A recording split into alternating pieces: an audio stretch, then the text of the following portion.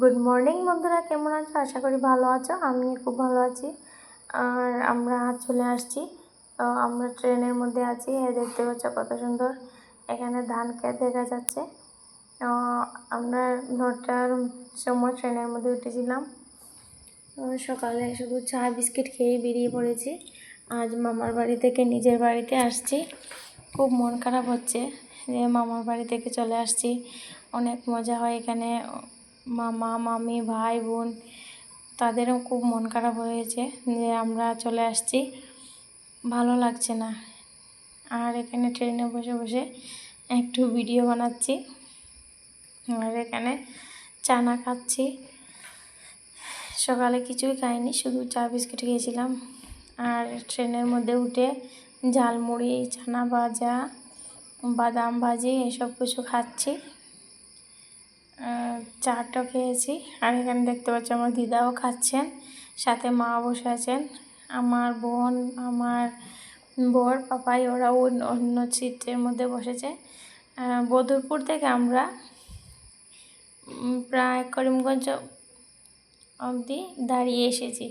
তারপর ওরা যে সিটে প্যাসেঞ্জার ছিল তারা করিমগঞ্জে নেমে গেছে। তারপর আমরা করিমগঞ্জ এসে সিট পেয়েছি আর বসেছি।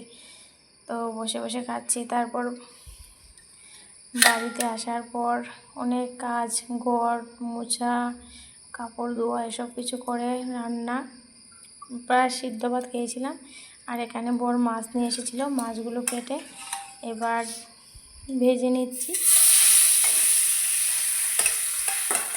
তো এখানে মাছ রান্না করছি, এসে ভালো লাগছে না, তারপরও খেতে তো হবে।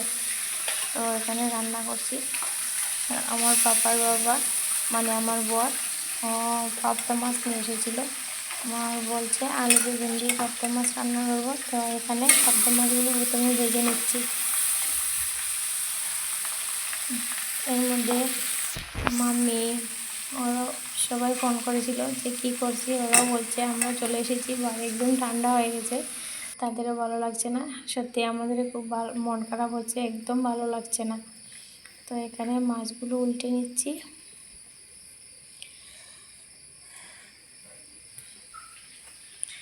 মা চলে গেছেন, মা দিদাকে নিয়ে আমার বাবার বাড়িতে মানে আমার মা বাড়িতে চলে গেছেন, দিদাকে নিয়ে গেছেন। বলেছিলাম আমাদের এখানে আসতে, কিন্তু বলছেন যে না আসবো না, বাড়িতেই চলে যাই।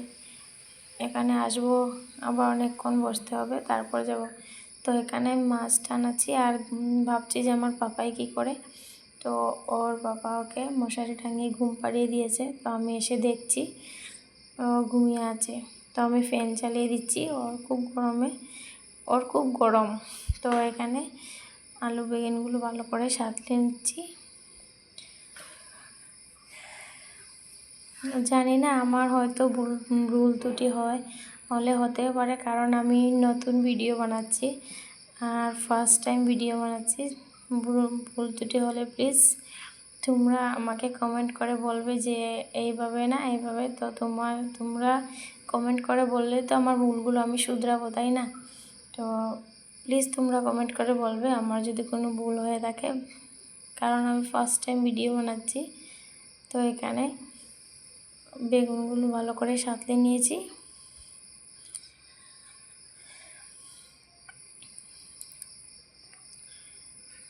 তো